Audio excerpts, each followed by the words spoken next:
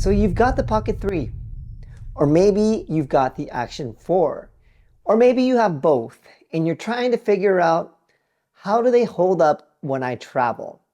This is the video for you. Traveling on back with another video. Thank you so much for clicking on this video. It means so much to me. Have a seat. Let's have a little chat. So I went back to see how many videos I've posted since my first video with the Pocket 3 on October 31st. It surprised me because it's been 80 days since then.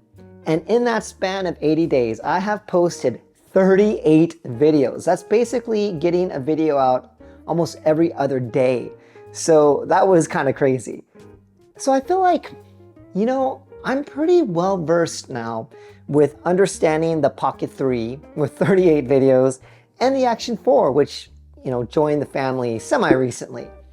And I wanted to have this video to be able to share with you some things that I've learned now that I finally have gone on a proper holiday, a proper travel.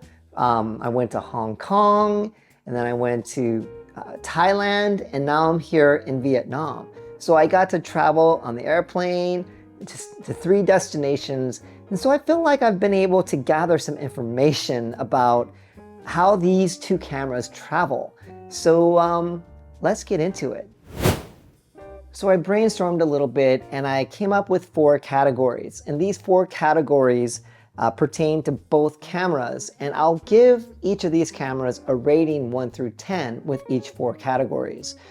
So the 4 categories I came up with are portability, ease of use, the quality of the video, and, for lack of better words, the fun factor. So I did write down a few points on my Google Docs, and let's just jump right into the first category, the portability.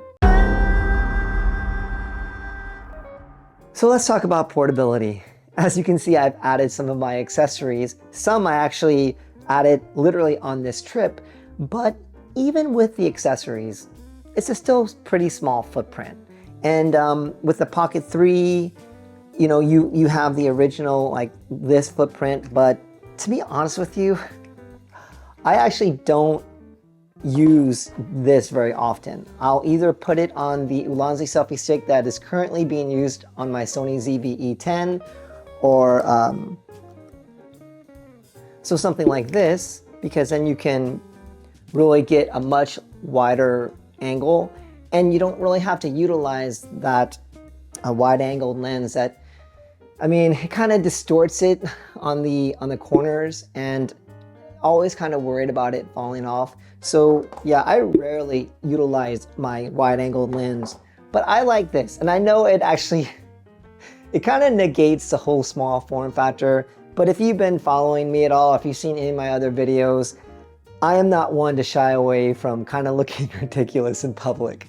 But yeah, I will usually vlog with an Ulanzi selfie stick. The one I normally use is being used by the Sony, like I mentioned. But this is how I vlog with the Pocket 3. So it does stick out a bit. But there are times when I will just use the Pocket 3's original form factor with the extended adapter or whatever. And there are definite times for that, but usually I will always use an Ulanzi stick. But all of you will have your own way of using the Pocket 3, but regardless, it's really portable. With the Action 4, you're generally not gonna be utilizing it like this. You can, and that's uber, like ultra portable. But I did get, with the Adventure combo, I did get the DJI Action branded selfie stick. And then I'm using the Insta360 base, and then it can actually extend, which is really nice. It gives that firmer, stronger base when you set it down. You can raise it up really high. The Action 4 selfie stick that comes with the Adventure combo, this thing extends really far. It's nice. I like it a lot. And paired with this Insta360 little tripod stand that extends, it's nice. A lot of times when I'm like at a restaurant or a cafe, I'll set up the Action 4 and just do this, and then get that wide get that wide view of what I'm eating or whatever. But and then of course I got the Osmo Action neck thing, which is really cool. Actually, I used it when I went on my elephant little, not safari, but the elephant sanctuary. I used it and I put the Action 4 on it. I have another little small one if you want to use the Action in a small setting. I actually utilized it when I went to the gym and used the Action 4 to get some shots because I wanted a small form factor. But yeah, the Action 4, even though most of you are probably going to use some form of a selfie stick, maybe not this large of one, it is really nice. So yeah, portability, both of them super portable.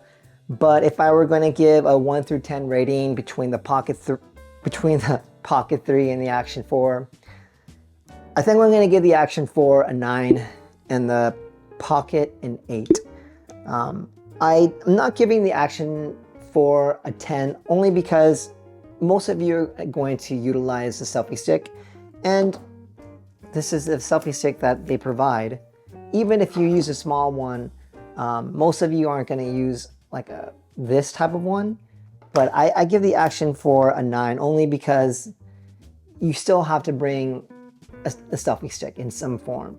But this is a really great portable camera. Both of them are incredibly portable for traveling, and they have definitely held up and kept their reputation for me. Okay, so let's talk about ease of use. Both of them are incredibly easy to use. They have very similar operating systems. It's very intuitive to swipe around to select the resolution you want, to set the focal length, like for the Action, to do different things are very similar. So both of them have ease of use, really good ease of use. I think with the Action camera, I think the only thing I don't really like about it is that you do have to use this case if you want to do a vertical mount. So like with the selfie stick, you have to use this to be able to get a vertical video. And then the Pocket 3, ease of use, super easy, but you do have to learn how, like the little quirks of the Pocket 3. I mean, even getting it into this case is a bit tricky. This is, if you just try to put it like that, you'll see that it's not completely in. And so people have like tried to jam it in. They've kind of jam it in and possibly break the screen. So you have to be really careful how you put it in. You have to really be mindful. And that's, I mean, it's a nitpick thing. I can live with it. But yeah, the ease of use for that, it kind of gets a knock on it. And then you have to kind of learn the gimbal system if you're not familiar with gimbals.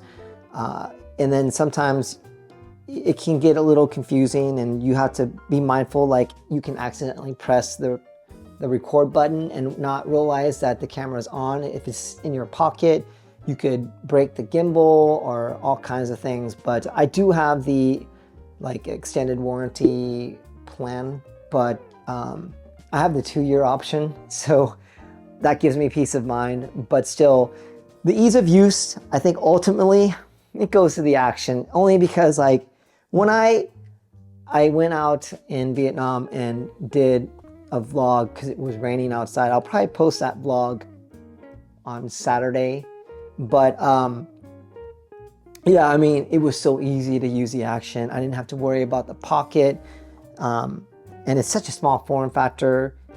I would give a 9 to the Action camera on the ease of use and an 8 on the Pocket. Third category, the quality of the video. I think this is a pretty easy one, right? It's got to be the Pocket 3. It's got that 1-inch sensor where the Action 4 doesn't. The Pocket gives you that bokeh tone look, but of course, some people don't like the bokeh all the time. They wish you could, I mean, you could change the aperture. So like, for example, when I was doing the elephant sanctuary, I used the action because I wanted to make sure that when I was recording, you could see everything behind me and what's around me and see it in clear detail with the elephants behind me and different things like that. That was really a cool use case for the action. So in terms of quality, sometimes you want that look, right? You want to be able to see everything in focus. But at the end of the day, I would definitely give it to the Pocket. I think this little thing packs such a powerful punch. So yeah, quality of video, this time I'm gonna give it to the Pocket. I'm gonna give the Pocket 3 a 9, and I'm gonna give the Action 4 an 8. Before we go to the last category, the Action 4 for portability and ease of use has gotten a 9, and the Pocket 3 has gotten 8s. But then the Pocket 3 is starting to catch up on the quality of the video with a 9 and the action camera an 8. So with our last category for the day, it is. And this was a tough one because I was, of course, having so much fun with the Pocket 3. 38 videos in 80 days. You can tell that this is a really fun camera for me. And then, of course, when I added the Action 4 to the arsenal of Traveling On's cameras, I realized, wow, I hadn't owned an action camera for a while, and I'm having a lot of fun with this action camera. It's just fun knowing the versatility of this action camera. But man, I would have to say that the fun factor, I think you all know what I'm gonna go with, right? It's gotta be the Pocket 3. I mean, this is a joy to have. I mean, it is so fun. I'm constantly surprised by the quality that comes out of this. And many of you in the comments, previous comments, have mentioned how great the quality is and just so surprised by it. It's a big step up from the Pocket 2, which I had and sold. But yeah, I think I'm gonna have to give the fun factor award to the Pocket 3. I wanted to give it a 10, but I won't be ridiculous and crazy. I'm gonna give it a solid 9, if not a 10 if I was being really biased. But I'm gonna give the Pocket 3 a 9, and I'm gonna give the Action 4. I really enjoy this. This is a really fun little camera, but I'm gonna give the Action 4 an 8. So guess what, folks? We've got a tie. Now, I'm not gonna leave you all in suspense. I mean, we've gotta choose a winner, right? For the best travel camera that you can take on any type of vacation, holiday, however you guys call it. I think it's fair to make a final conclusion. Who honestly wins? I am going to give you guys my honest opinion on which camera I think is the absolute best travel camera. Of course, if you can take both or have both, more power to you. That honestly, the dynamic duo is amazing. But if I had to choose the best travel camera, and I would end up having to go, I think you all know, right? Come on, man. Come on. I had to choose the Pocket 3. But I'll tell you what, the little brother of the Pocket 3, the Action 4, is amazing. You can't go wrong with either one. So, absolute amazing travel cameras. So there you have it, folks. The Pocket 3 wins. But yeah, I wanted to get this video out so that you all could kind of see how wonderful it is to travel with these two cameras, Action 4 and the Pocket 3. Yeah, get out there, make videos, make memories with your cameras, connect with each other, connect with me on the comments. And as you probably all know, I make an effort to comment with every one of you because it's only because of you that my YouTube channel has grown, and it brings me a lot of pleasure and a lot of fulfillment just interacting with you all. So that's so important. In the meantime, you can check out this video, and yeah, Stay safe. God bless. Peace.